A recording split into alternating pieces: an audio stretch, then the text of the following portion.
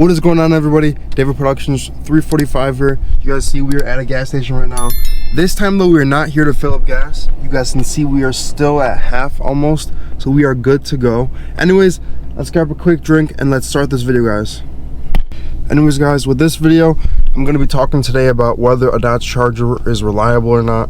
I'm going to be sharing my personal experiences, the maintenance I've done on this car, a bunch of known issues and known problems for these cars, some solutions. Without further ado, I'll see you guys in a second. Let me just get out of this busy gas station and I'll catch up. I can't talk today, man. Let me just get out of this gas station and let's start this video. It was going to be an outside video today, but obviously you guys can see it is rainy, it is gloomy, it is drizzly outside, and yeah, so we're gonna be kind of doing a POV slash just talking while I'm driving like this kind of. I'm still recovering from a cold. I'm like 98% recovered, so without further ado, let's get right into it. Alright guys, we're on the road.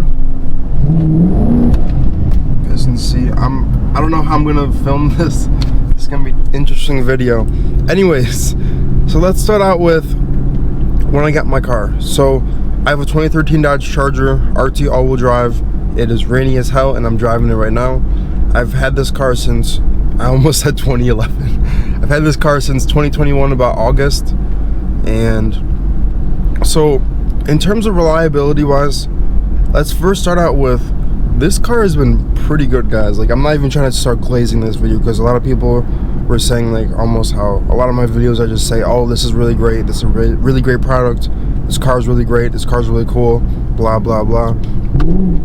But like, guys, this car has been pretty good to me. The only times that this car has not been good to me is when I myself broke it and I crashed this car.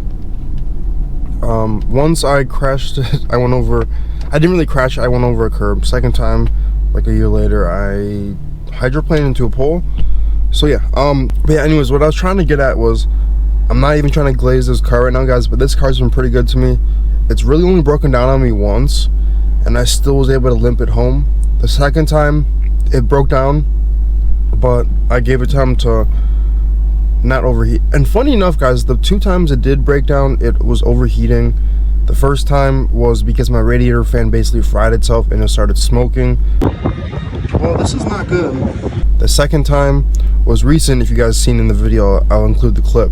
But my car's temp on, oh, why did I do that? On the SRT pages hit 250 and my engine was overheating and it was crazy. Whoa, hang on, hold up. What? Engine, hang on. What the heck? Uh-oh. Oh shit. Me and Dom were filming a video.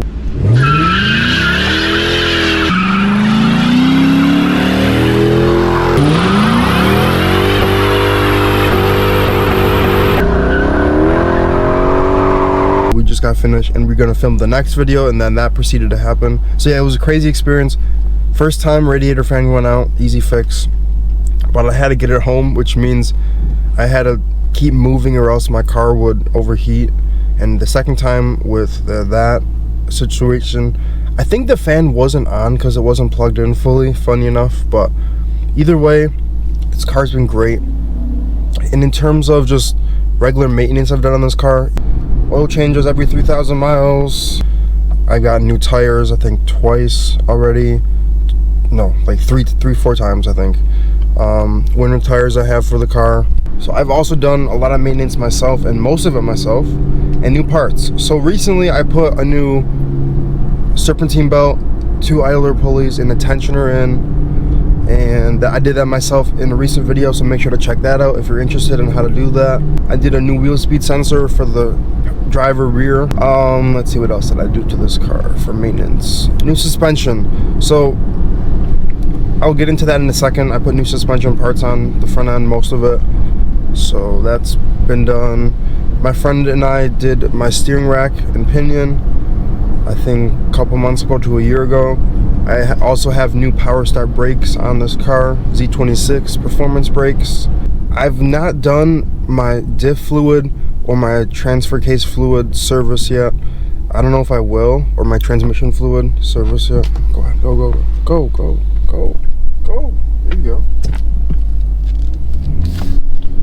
I haven't done those fluid changes yet. I'm probably gonna leave them. Some people said that if you like mess with the fluid, your transmission might not shift properly, and I don't really want to have an issue with that, so I'm not gonna touch it. If I have a problem, then I'll probably get into it. But as of right now, my fluids have been pretty good. The car's been running fine. Front end, this car has a new water pump. I didn't do it, I shop did it. This car has a newer alternator. I don't know how old the thermostat is. The radiator is new, the AC condenser is newer.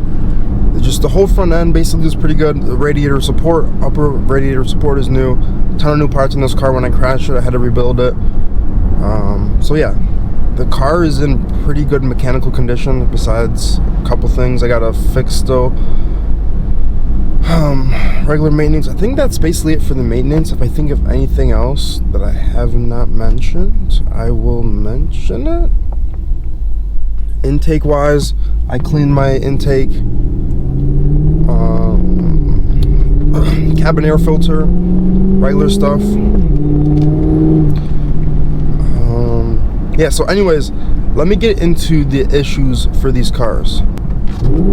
Anyways, what I was saying is, when you're buying a Dodge Charger, making sure there's not issues when you buy it, obviously. So these cars, the 5.7s, the 6.4s, even the 6.1s, they have lifter and cam problems. So if you're unlucky, you'll hear like a ticking noise. Luckily, I've not had that yet for my car. Hopefully I don't. But when you're buying these cars, make sure that your car is not ticking, because if it is, you're going to be spending a couple $1,000s to replace the cam and lifters, and hopefully not anything else on your engine, because that would suck. But yeah, that's a known problem for these cars. I mentioned before, the front suspension on these cars is not great. The OEM stuff is, I heard Moog parts are good. I kind of just, I replaced the whole front suspension, and it still kind of clunks here and there because the car's up there in miles, 112 I think. But these cars, guys, they're old. This is a 2013 and it's 2024 right now. Surprisingly though, these cars are still being bought. Like, a lot of people didn't even know about these cars. Like, when I was looking at getting this car, I never even knew that this car existed, like this generation of them. And I didn't really like it that much, honestly, just because I thought it was like just some old junk. Because I hate the first gen of these, well, 6th gen, 1st gen, whatever. I always say this, guys. I always call this car that I'm in right now a 2nd gen, because that's when I was alive for these cars, and everybody else calls, like a lot of the creators call these cars 2nd gens. Anyways, I'm rambling. I didn't like the 1st gen of them because the interiors were horrible. But, you know, definitely an upgrade from the 1st gen. And I was like, wait a minute, the interior looks very similar to the newer ones, because I wanted to get a newer one at first. But then, as I was looking at it, guys, the newer generations of these cars, I just didn't like all the curvy lines. It kind of defeated the look of the muscular style, and it kind of looked more like a Honda Accord. Like the 2018 Honda Accord looks like a Dodge Charger from 15 to 17 when they had the other style bumpers. It's kind of funny, actually, that they did that. There's a funny meme where a guy's looking at a Honda Accord and a Dodge Charger, like right next to each other, and I just found that funny because it's true. Like, the cars look very similar.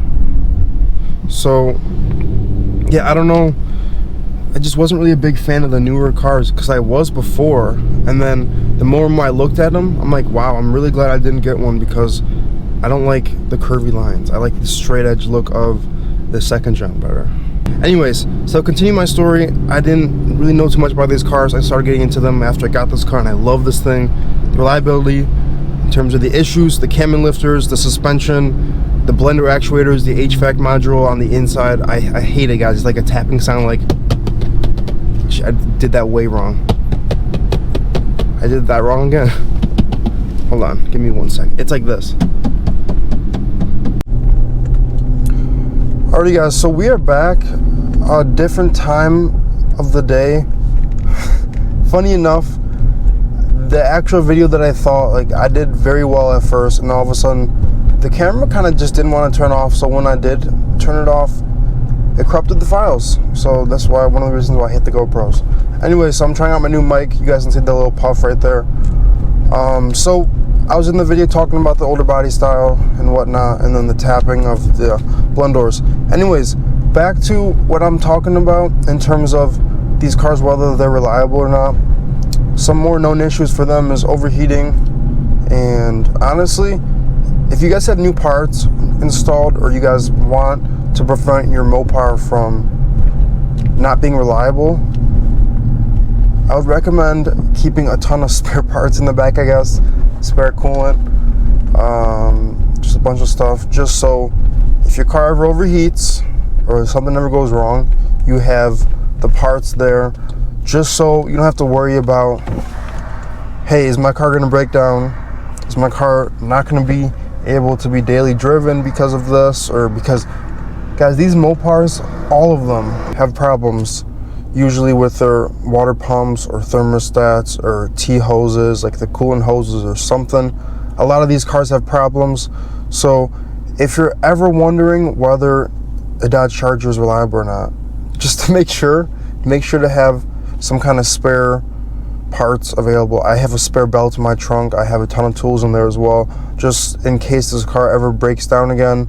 But in the times this car has broken down, the 2 times as I mentioned before, it was just because of the radiator fan. The first time the fan went out, second time the plug was, I think, came unplugged because the car was overheating. I don't know how that happens, but I guess it did. As I mentioned before, I do most of the work myself, so it keeps my maintenance costs down and just keeps my regular costs down, basically, for this car, besides gas.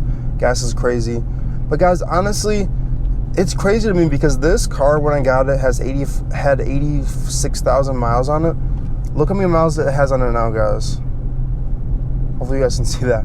Anyways, it has a lot of miles. I've been putting a lot of miles on this car. Been making more friends who live farther away, which means I've been driving this car more, which also means that you guys know that I'm not lying when I say this car has not been too bad, because if this car was not reliable, I would not be driving an hour away or an hour and a half away to see one of my friends. I would not be doing that.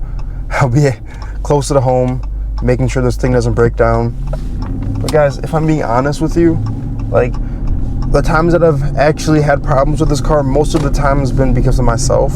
Either me crashing has led to something breaking or something like that. This car by itself never really had any crazy issues. But also, let me know what you guys think about the new mic. Hopefully it's actually working. If not, I'm going to be annoyed, because earlier today, I didn't even know, but my video got corrupted. My end video before I actually ended this video off.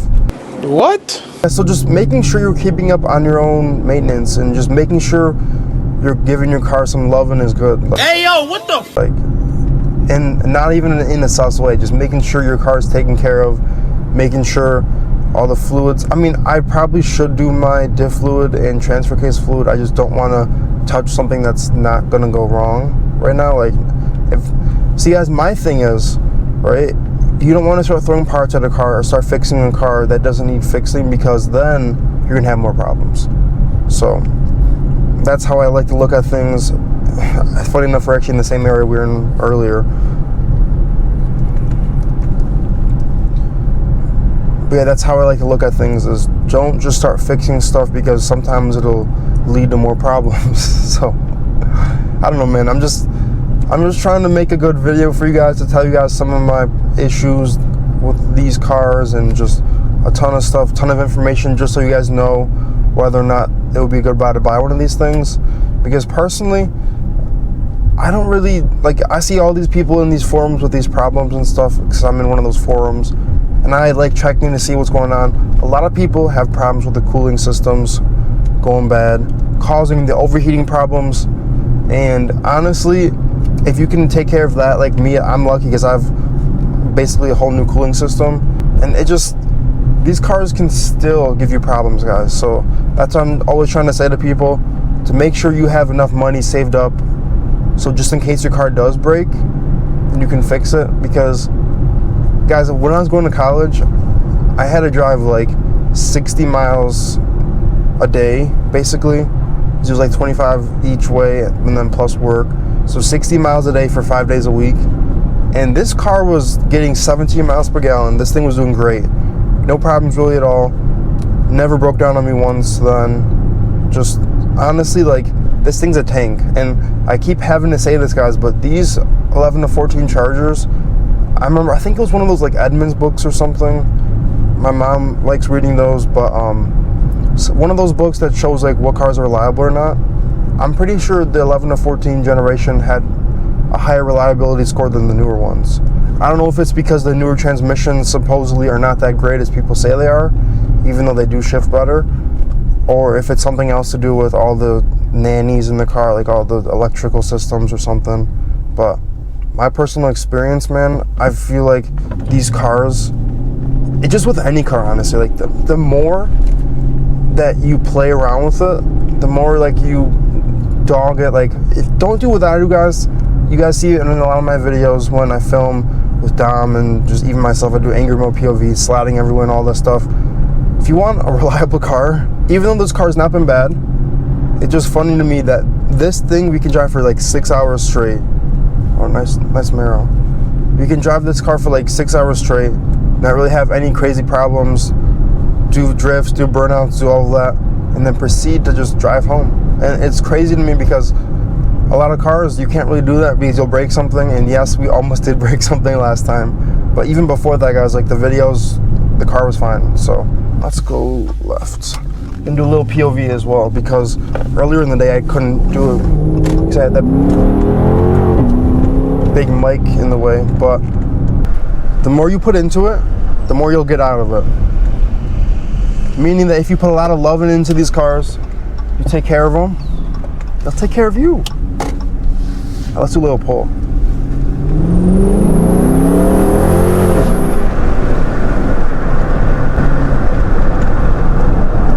Okay.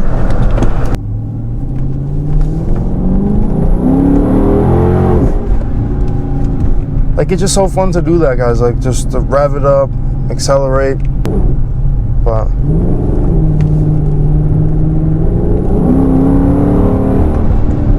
yeah, we're good.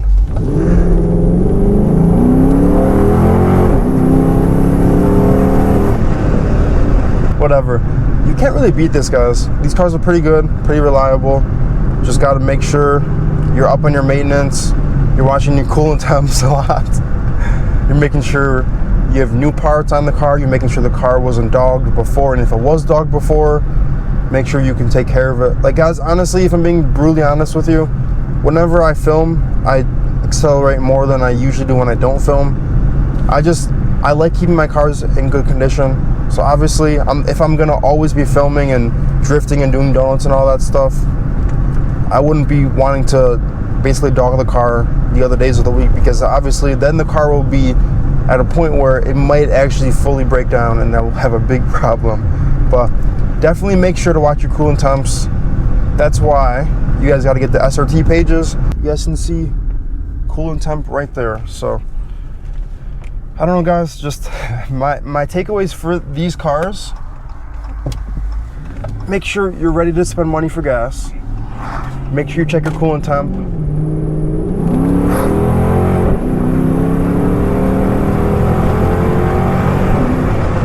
Make sure you're handy with your car. Make sure you can work on it a little bit. And this car will be very reliable to you, and you'll have a lot of fun. You'll make sure that you take care of her on your days off and on your fun days with the friends and with the homies and everybody else, just randos even. Make sure you to have fun, stay safe. Alright, guys, we made it to a spot to end this video off, but here's the car. It's in all of its glory. It's my 2013 Dodge Charger. This thing's been great for the past almost 3 years. The walk around of it. The body's seen better days. Some things are out of place. But at the end of the day, guys, this thing is still awesome. This thing's still sexy. This thing's still my girl. So, this thing's been great. And without further ado, guys, that is the end of the video. Hopefully you guys enjoyed it. Hopefully you guys found it entertaining. If you guys are wondering whether you should buy a Dodge Charger or not, and if you guys are wondering whether it's reliable, I would say hell yeah it is. This thing has been great. I've had fun with this car. My friends have had fun with this car. This is an all-wheel drive V8 that can still do burnouts, can still do donuts. It's an open differential. You guys know what it is. Anyways, we're on the road to 1,000 subscribers, so make sure to like the video, make sure to subscribe, make sure to turn your notifications on, share this video with your friends. Without further ado, guys, I'll see you in the next one. Peace out, guys.